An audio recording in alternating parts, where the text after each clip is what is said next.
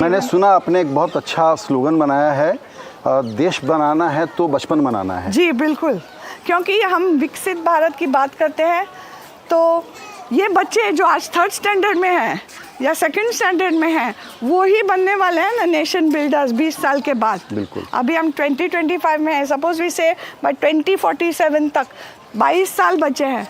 ये 3री ग्रेड में है जो अभी बच्चे पैदा हो रहे हैं 0 to 8 इयर्स के बच्चों को हमें ठीक से मजबूत फाउंडेशन देना, नींव देना बहुत यूनिक अपॉर्चुनिटी है इंडिया में जी।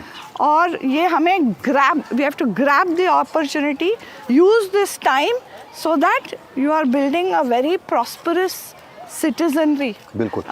Seizing the opportunity. बिल्कुल। So each child of this country deserves that opportunity.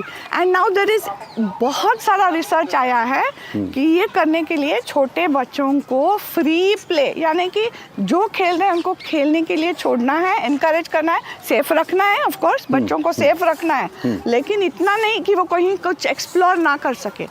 सो ये मैसेज बहुत इम्पोर्टेंट है देश के लिए, फैमिलीज़ के लिए और हमारे बच्चों के लिए। जी। तो इसलिए हम कहते हैं बचपन मनाओ, Celebrate। आप भी बनाओ, आप भी बच्चा बन जाओ, फिर से आपका बचपन वापस ले आओ।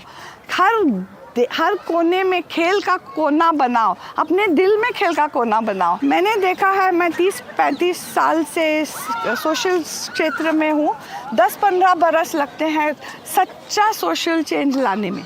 बिल्कुल। लेकिन हमें उतना टाइम नहीं है Sanjay ji. That's why I am so happy कि एनडीटीवी हमारा पार्टनर हो गया है इसमें, क्योंकि ये बहुत अर्जेंट काम है। Right। और आसान काम है। हम क्या कह रहे हैं, बच्चों के साथ खेलो, उतना कुछ डिफिकल्ट नहीं कह रहे हैं। गवर्नमेंट ने ये काफ़ी सीरियसली लिया है ये काम।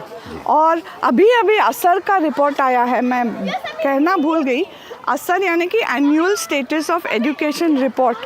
20 साल से प्रथम संस्था और काफ़ी सारे वॉलंटियर, हज़ारों वॉलंटियर्स इस देश में कोने कोने में जाके ये जानने के लिए एक छोटी सी टेस्ट लेते हैं कि हमारे बच्चे क्या पढ़ रहे हैं, कैसे पढ़ रहे हैं। इस साल का जो रिपोर्ट आया है वो हमें इतना सेटिस्फैक्शन दे रहा है, क्योंकि I think we have reached a tipping point. Our children are really learning. At last we have reached a point, I don't think पीछे जा सकते, हम आगे ही बढ़ेंगे। इसलिए ये मौका बहुत इम्पोर्टेंट है कि जो छोटे बच्चे हैं उनको अभी से, यही बच्चे हैं जिनको हमें नर्चर करना है, प्रोटेक्ट करना है, उनको मौका देना है अपने आप की सेल्फ लर्निंग जर्नी बनाने के लिए।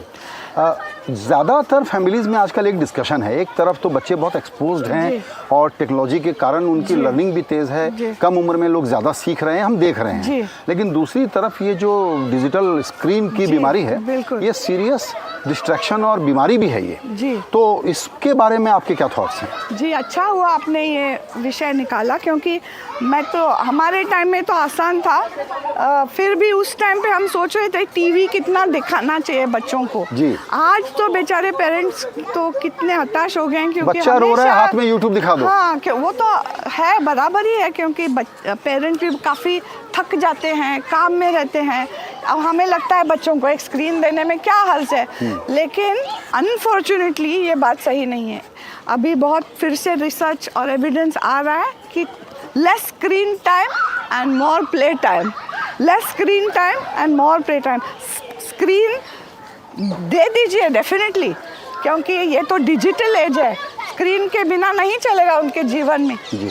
लेकिन जितना कम हो सके उतना, और फ्री प्ले और प्ले टाइम बाकी बच्चों के साथ बाहर ऐसे अच्छे वातावरण में, वो बहुत इम्पोर्टेंट चीज़ है। और मैं जानती हूँ कि पेरेंट्स कहेंगे कहने में आसान है, हाथ से वो फ़ोन निकालना बहुत मुश्किल जी। इसलिए थोड़ा सा ज़्यादा काम करना ही पड़ेगा पेरेंट्स और बाकी लोगों को, कि आपने कैसे सीखा बच्चों को। अभी मेरा पोता है, वो जब 8 महीने का था तभी से उसको एनिमल्स में बहुत दिलचस्पी है, तो हमने उसको एनकरेज किया, यानी कि उसके ऊपर कुछ फोर्स नहीं किया।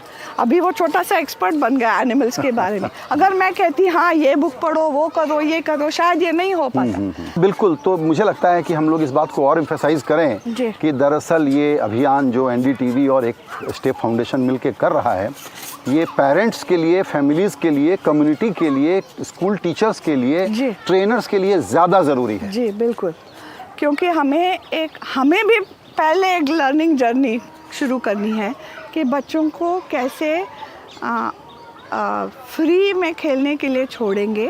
और जब इतनी सारी टेक्नोलॉजियाँ हमारे आसपास में है तो पहले पेरेंट्स को भी थोड़ा सेल्फ डिसिप्लिन करना पड़ेगा। हम ऐसे फ़ोन हाथ में पकड़ के तुम फ़ोन पे मत जाओ नहीं बोल सकते ना, तो हमें दिखाना पड़ेगा पहले कि हम अपना स्क्रीन टाइम कैसे कम करेंगे और बच्चों के साथ ज़्यादा बोलेंगे, बातें करेंगे, खेलेंगे, कुछ भी खेल सकते हैं विदाउट अ फ़ोन। मैं ऐसे बोलती जा रही हूँ, लेकिन वो मैं जो कह रही हूँ उसका स्पिरिट क्या है, बचपन मनाना यानी क्या, तो उसके लिए हमारी फिल्म मेरे से ज़्यादा ये बात समझाएगी कि अगर बच्चों को छोड़े तो देखिए क्या मैजिक हो सकता है।